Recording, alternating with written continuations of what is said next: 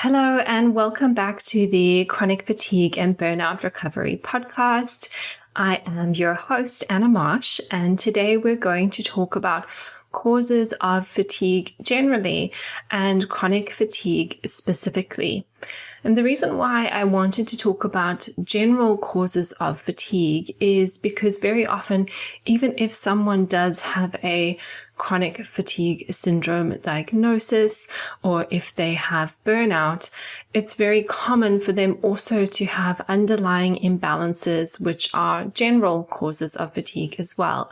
So, for example, someone with chronic fatigue syndrome or burnout may have nutrient deficiencies, they may have blood sugar imbalances, they may have what I would call oxygenation issues or poor red blood cell health. So when we're working towards helping someone increase their energy and becoming more well, irrespective of the complexity of their case, we always want to make sure that all areas are covered. And so these are the areas that I'm going to discuss in this podcast today. I'm going to move through them in a sequential order, starting probably from the most basic and the most obvious, and then moving into the most complex. So this podcast is for you if you have chronic fatigue syndrome or burnout, or you don't know why you feel so tired, or maybe you're actually quite high functioning, but you're just struggling with a little bit of fatigue. There'll be information in this podcast that will be really, really useful to help you get to the bottom of things. And then further down the line, there'll be another episode on testing so that you can begin to explore these things for yourself, or know where to begin to explore these things for yourself if you want to dig a little bit deeper. So let's just go straight in. This is the sequence, or the sequence of my thinking when I'm working with a client. So the very first thing we want to consider when we consider fatigue is the overall energy balance, which is that very simple scientific equation of energy in versus energy out. And essentially, is this person with fatigue, or are you with fatigue doing too much and not eating enough calories? Very, very typical for women, very typical for busy women, especially who are just running life a million miles an hour. Maybe there are kids, maybe there's a career, maybe they're very involved in work, or they have other life pressures and they're just not eating enough. And there's a lot of demands, whether that is mental demands, physical demands, emotional demands. All of these things take energy to cope with. And if we're not eating enough and we're not resting enough, we're going to feel tired. So having previously run a successful weight loss program, sometimes this is something I ask my clients to check is, do you feel that you're eating enough? And we can use something like an app like MyFitnessPal, not forever, not to become dependent on external apps, but just to say, let's just check in and, put your food into an app and see how much you're eating on a daily basis. And sometimes people just need to eat a little bit more and they feel better.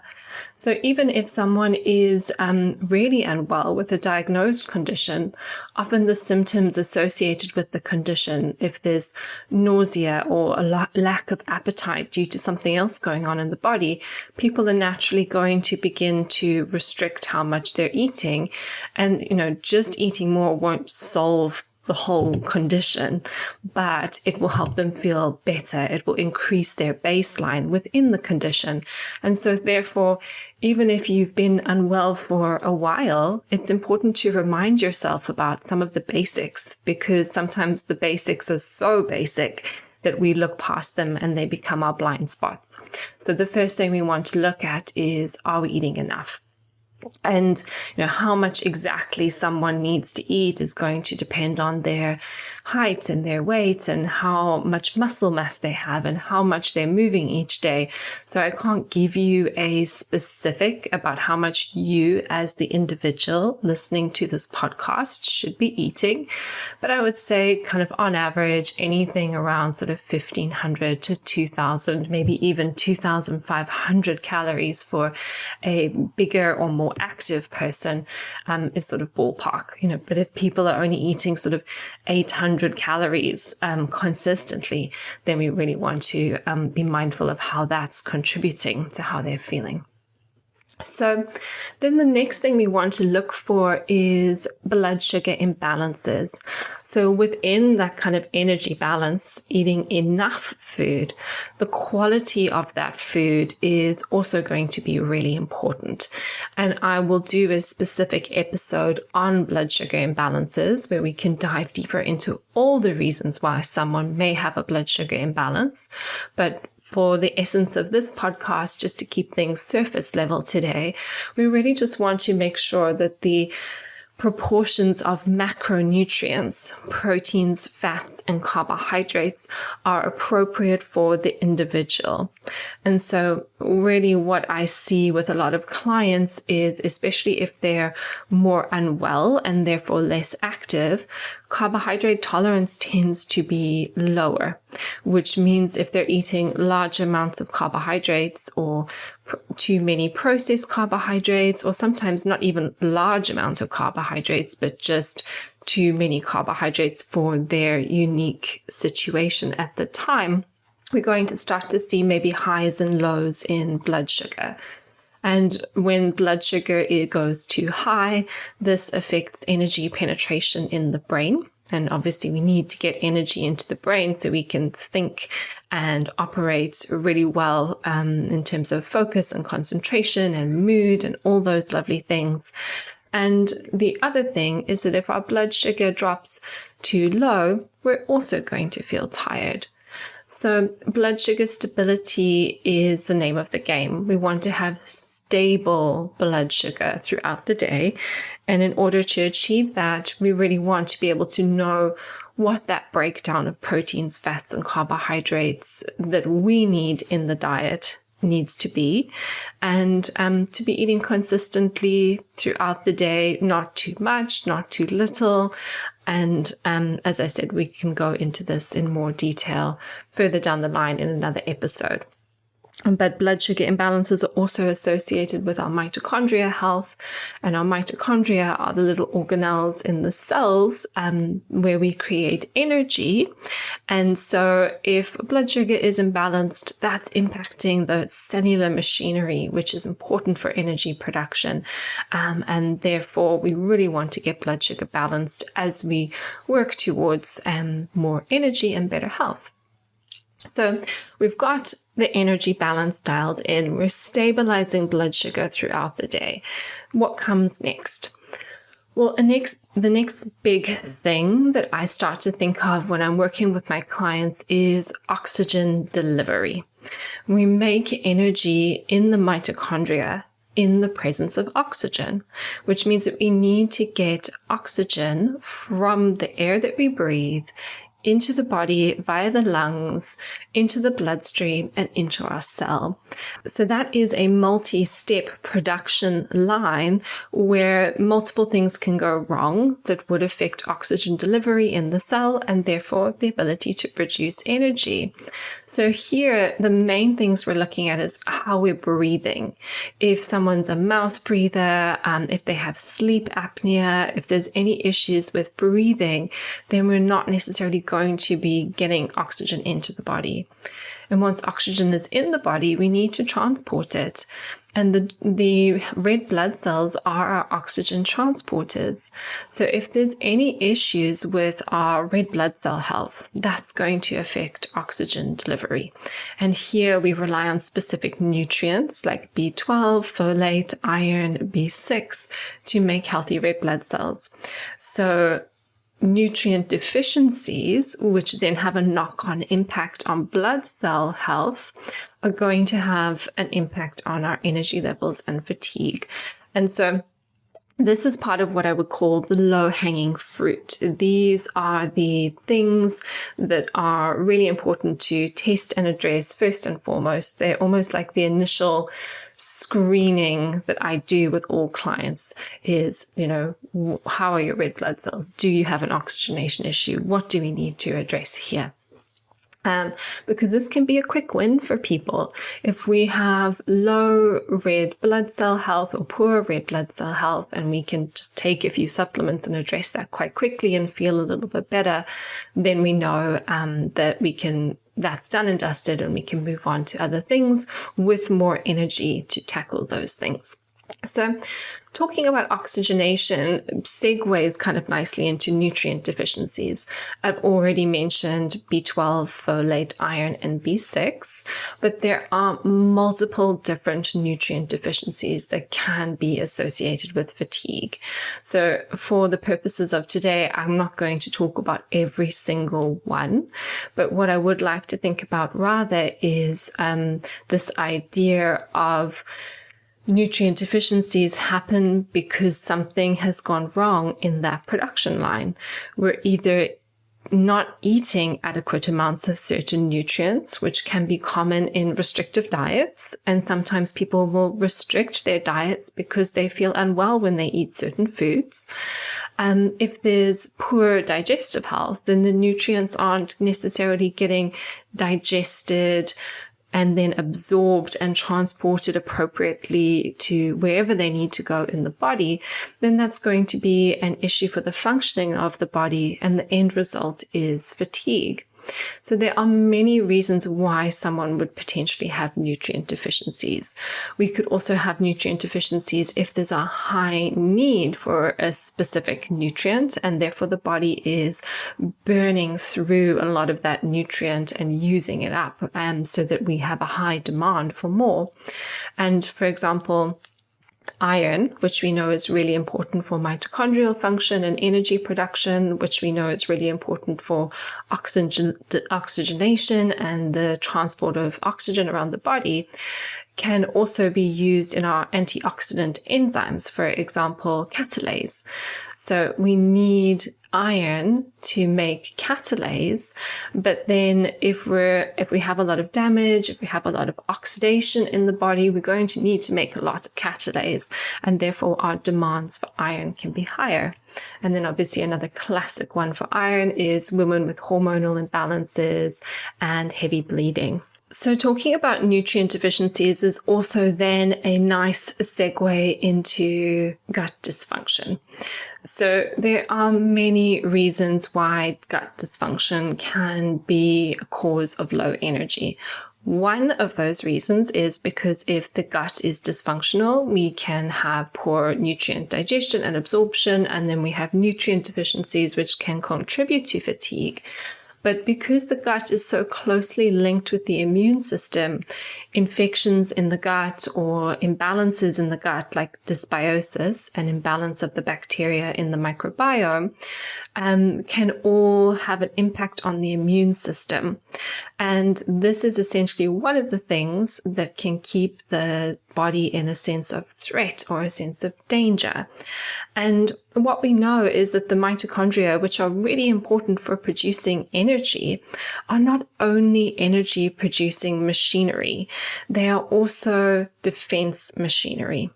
So the mitochondria are sensing into the body and sensing what's going on, and then making decisions about, should I make lots of energy because it feels safe and well to do so?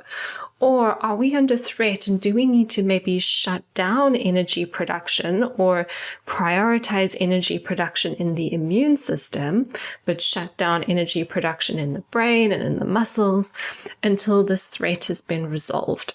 So if there are imbalances going on in the gut, or if there's a gut infection, then that can potentially be a sort of signal to the mitochondria to say, there's a threat here. We don't want to prioritize energy production to the brain or to the muscles.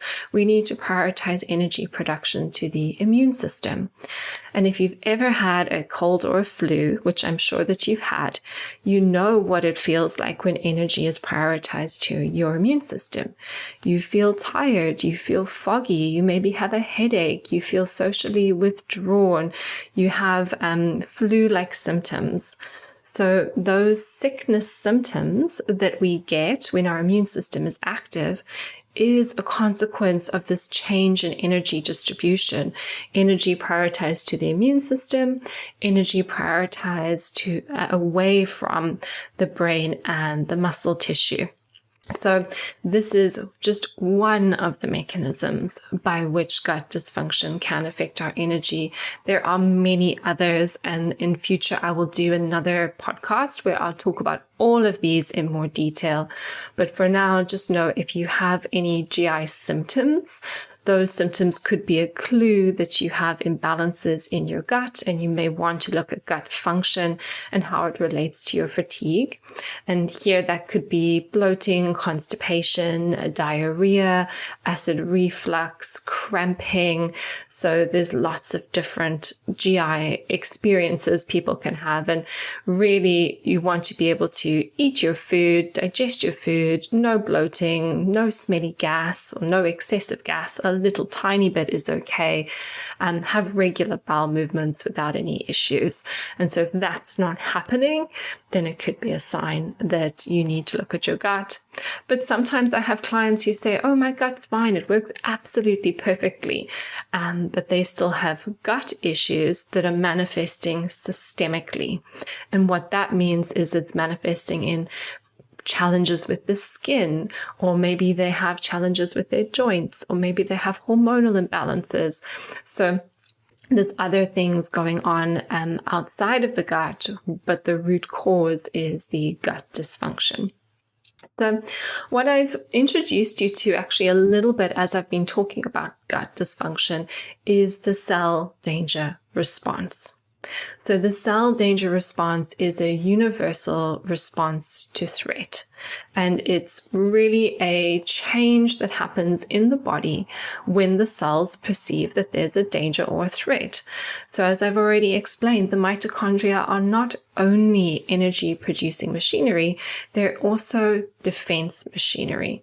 And they're sensing the environment of the body for infections, for toxins, or for stress in general, and then making decisions about energy production. Should we make more energy, or should we prioritize energy towards the immune system at this time, or shut down energy production altogether? And so the cell danger response is a really helpful model for understanding fatigue, because once the cell danger response has been activated, there's a series of biochemical changes that happen in the body, and these changes that happen can be associated with the dysfunction and imbalance, which then leads to chronic dis-ease, and in this case, chronic fatigue.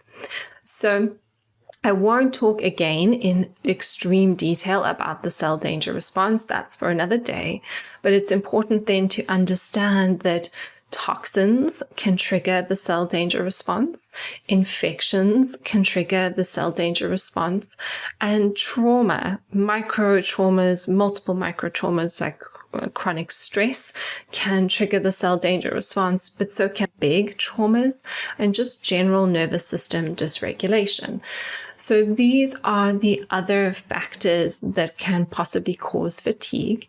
And usually when someone has a chronic fatigue condition and, they're addressing their nutrient deficiencies, they're balancing their blood sugar, they're working on oxygenation, their energy balance is good, but they're still kind of stuck in this very low energy place. The stuckness is usually a clue that the body is almost stuck in the cell danger response in the way that the body feels like it is still under threat. There is still something that is causing the body to feel threatened, and hence the sustained low energy. So this is where we kind of want to start to dig deeper, and this is where I'll talk a little bit about root cause. What is keeping the system under threat, and how do we address that? So in some cases, as I've mentioned, it could be toxins. If someone has had a mold exposure, they have mold spores in their body, and those mold spores are producing mycotoxins, that's going to be something that keeps the cell under threat. But there's probably also going to be multiple changes in the body's biochemistry due to the damage created by those toxins. And again, I won't talk about it in great detail today because I can talk about that in its own episode. But mold is a common cause of chronic fatigue syndrome. But there can be other toxins which can also cause fatigue. We live in a toxic world. We have multiple toxin exposures every day.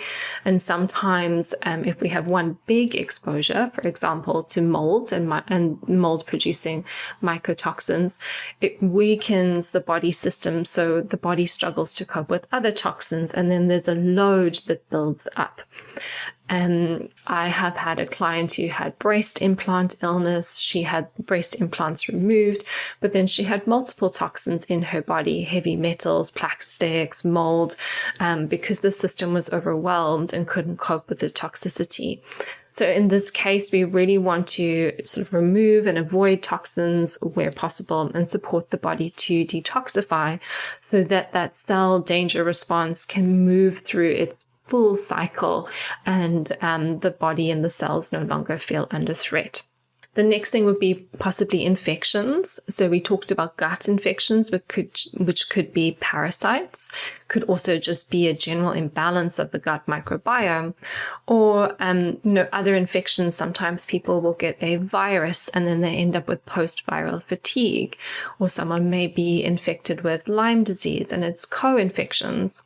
It's a lot of people who have glandular fever, EBV, mononucleosis, whatever terminology you'd like to use. And then that can be a cause of their ongoing fatigue. And so, again, that's something I can talk about more in another episode. But here I like to think of this analogy of the window pane and the hammer. And if the window pane is your body, and then the hammer is the virus or the infection, if I throw the hammer at the window, it shatters the window. If I go over to the shattered window and the hammer and I pick up the hammer and I take it out of the room, I've removed the infection, I've removed the virus, but there's all this broken glass that still needs to be cleaned up. And that's usually the approach that we would take, is that sometimes what happens is there's been a big threat, and that big threat has created a lot of damage. But even once we remove the threat, the damage itself that was created can also be a perceived threat. So even though the virus is long gone, there's still a lot of cleanup work to do. And as we clean up those body systems that have become damaged and disrupted from the massive immune response that needed to happen to deal with that threat, then the body becomes more well again. So that's essentially the approach that I take when I'm working with my clients who've had some major infection that's been a trigger for their chronic fatigue. So the next thing on this list is trauma and nervous system dysregulation. Again, you've probably heard me say this so many times today, but I'll go into this specifically in its own episode. This is just a broad overview today. But chronic stress dysregulates the nervous system. And we know that nervous system dysregulation keeps the body in a state of threat. And when the nervous system is stuck in what we would call sympathetic activation, so fight or flight, or even not necessarily stuck in fight or flight, but if there's so much activation that it goes into a nervous system freeze and gets stuck there, that can typically be associated with a lot of symptoms that we see in chronic fatigue and burnout. But also it takes a huge amount of energy to maintain a system that is constantly trying to survive. And that's what Stephen Porges calls the cost of doing business. The cost of keeping the body in this very heightened nervous system state is very draining on the body's resources. Nothing is being prioritized. The general sort of day-to-day housekeeping that we all need for rest, recovery, and repair that keeps the body systems healthy isn't happening. And nutrients are getting depleted and we're burning through our energy stores. So there's a lot of changes that happen biochemically in the body to sustain our survival responses. And we need tools to help the body get out of that stuck survival response. Especially if someone has had big traumas, or especially if someone has a lot of adverse childhood experiences, referred to as ACEs, this can make their body more sensitive. So sometimes, the actual event which triggers the fatigue or the burnout is a small event, but it's actually a big event relative to the body's ability to tolerate, because there has been so much that has happened before, even from childhood, that has worn the system down over time. And then something small needs to happen, and that tips the scales over into imbalance. And these imbalances in the nervous system that are created across a lifetime can make someone's immune system more susceptible to infections, more susceptible to toxins, and therefore the immune system is weaker and then eventually loses its ability to cope. So there's just a couple more things that I wanted to touch on here. And the next thing is mitochondrial dysfunction.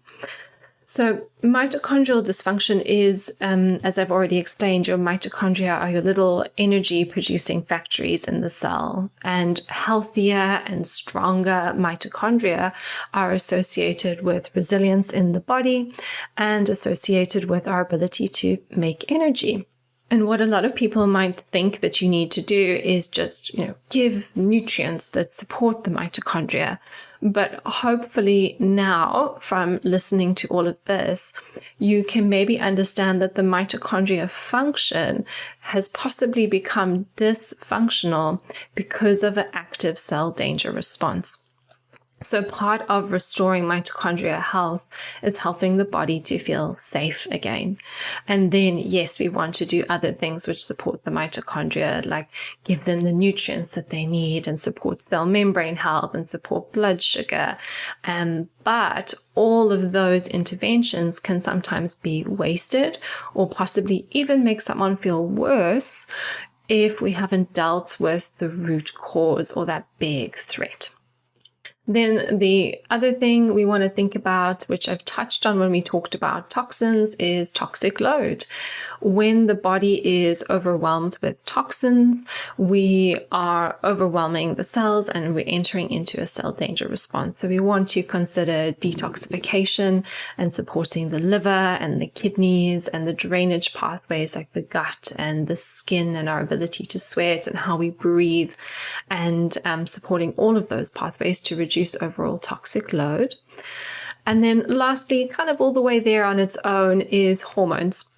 So hormones can be, to a certain extent, a root cause of fatigue.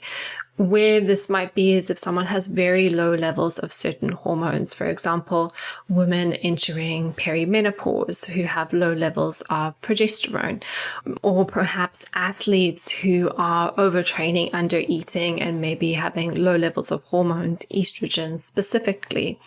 So sex hormones can be a factor in fatigue.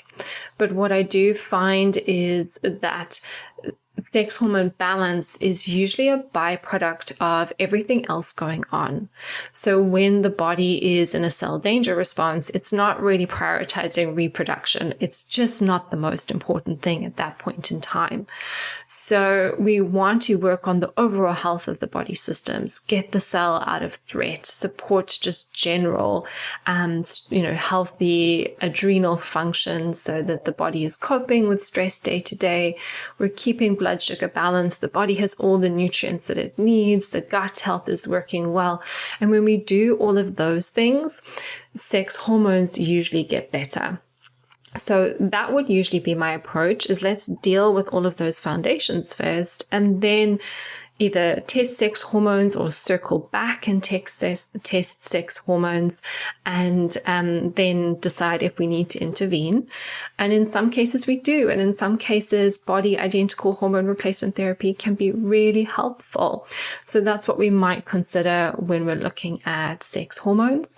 But I think that there can be an attitude where people say, oh, it's just my hormones. And they either just want to take hormone replacement therapy, but they're not addressing all the other things that are going on, or not understanding the connection between hormones and everything else going on in the body. And then the last thing would be thyroid hormones. Yes, underactive thyroid can be a cause of fatigue. So that's something that I would usually test for, do an initial screen, rule it in, rule it out. And if we do see that underactive thyroid is an issue, then we want to consider how we would deal with that. Does this person need medication? Do they need to speak to their doctor about that medication? Is it more borderline? Do we want to support the cell danger response again, because that can have an impact on thyroid hormone? Do we want to give nutrients which are important for manufacturing those thyroid hormones? So again, considering where the thyroid is in the picture of everything else going on. And if there's thyroid autoimmunity like Hashimoto's, we also need to consider how we support the tolerance of the immune system.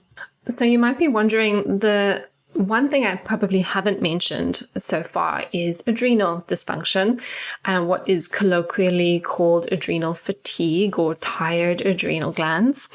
And the reason why I haven't given too much attention to this is because I often don't find that it's that relevant in practice.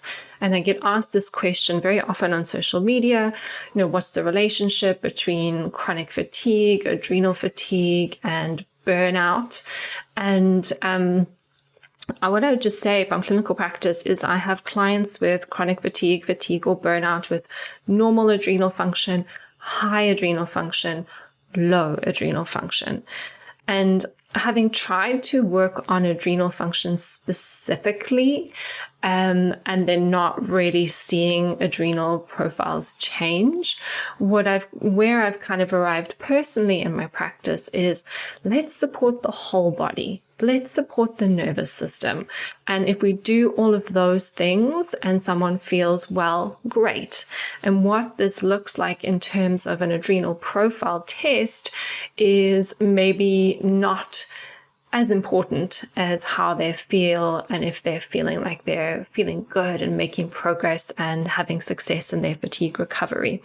So I will also probably do another episode in future where we talk about the adrenal glands specifically.